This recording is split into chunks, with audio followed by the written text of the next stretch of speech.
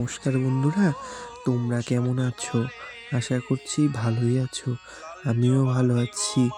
দিনটি ছিল 25শে বৈশাখ, শনিবার অর্থাৎ মধুর বার। 25শে বৈশাখ উপলক্ষে আমি এই ছোট্ট আয়োজনটি করি। ভিডিওটি কেমন লাগলো সবাই জানিও। কবিগুরু রবীন্দ্রনাথ ঠাকুরকে অনেক ভালোবাসা শ্রদ্ধা জানাই। ইনি হলো আমাদের নাগম্বিকা মাতা পদ্মাবতী। তিনি আজ থেকে পূজিত নয়, ৬৬তম বছর আমার ঠাকুমা এই পূজা প্রচলন করে।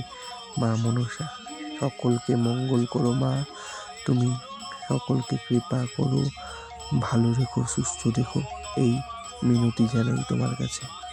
আমি ছোটবেলার থেকেই মাকে পুজো করি খুব সুন্দর করে।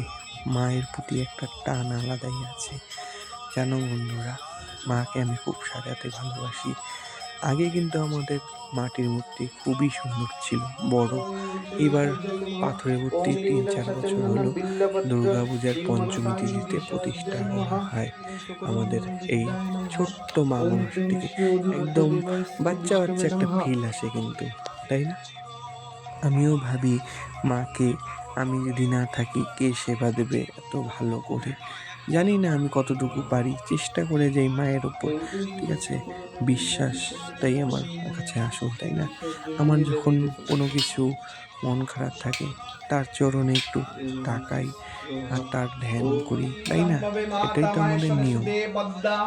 কেউ থাকুক বা না থাকুক, তিনি তো সর্বদাই আছে, তাই না? সর্বগতে অর্ঘ্যপতে সাকার আকার নিরাকার একটি গান আছে, আমার মা টং হি তারা গানটায়। এই গানটি আমি বলছি। অনেকদিন ধরে সাধ জেগেছিল মায়ের ভোগ রান্না করব। আগে রান্না করতাম, কিন্তু সময়ের অভাবে এখন আর রান্না করা হয় না। তাই আমি আবারও বানালাম। হয়তো মা চেয়েছিল যে তার হাতের, সন্তানের হাতের ভোগ খেতে, তাই আমি বানিয়ে ফেললাম মায়ের জন্য ভোগ। ভোগে ছিল বাসমতি চালের পোলাও, 5 রকম ভাজা, পাঁপড় ভাজা, লাল শাক ভাজা, আর ছিল পনির তরকারি, কাঁঠালের তরকারি, আলু পোস্ত, চাটনি, সুজি। চাটনি সুজিটি কিন্তু আমি করিনি, আমার মা করেছে।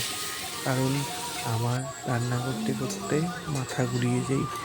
এত রোদ্দুর, যেই জায়গাটায় বসেছিলাম ওই জায়গাটার মধ্যে এত রোদ্দুর, ভাবতেই পারিনি যে এতটা রোদ হবে। সকালবেলা আমরা উনুনটা যখন বসাই তখন কোনো রোদই ছিল না, আকাশ মেঘলা। ভেবেছিলাম বৃষ্টি হবে। এবার কিভাবে রান্না করব, কারণ উনুনে আমি সেইভাবে কোনোদিন রান্না করিনি। এই ফার্স্ট টাইম আমি উনুনে রান্না করলাম বন্ধুরা। তো রান্না করতে করতে আমি যখন কাঁঠালের তরকারি রান্না করছি, মাথা চক্কর দেয়, আমি প্রায় পড়ে পড়ে যাই। মাথার মধ্যে করে জল দিলাম, জল দিয়ে পরে আমি ফ্যানের নিচে ছিলাম। মাকে বললাম, মা আমি আজকে পারবো তো এতগুলো রান্না করতে? প্রায়, হ্যাঁ পারবি, তোর কোনো চিন্তা নেই। তখন মা বলল যে আমি তাহলে এক কাজ করি, চাটনি আর সুজিটা করি। তখন মা চাটনিটা সুজিটা করে দিল। আমার অনেক উপকার হয়েছে এতে।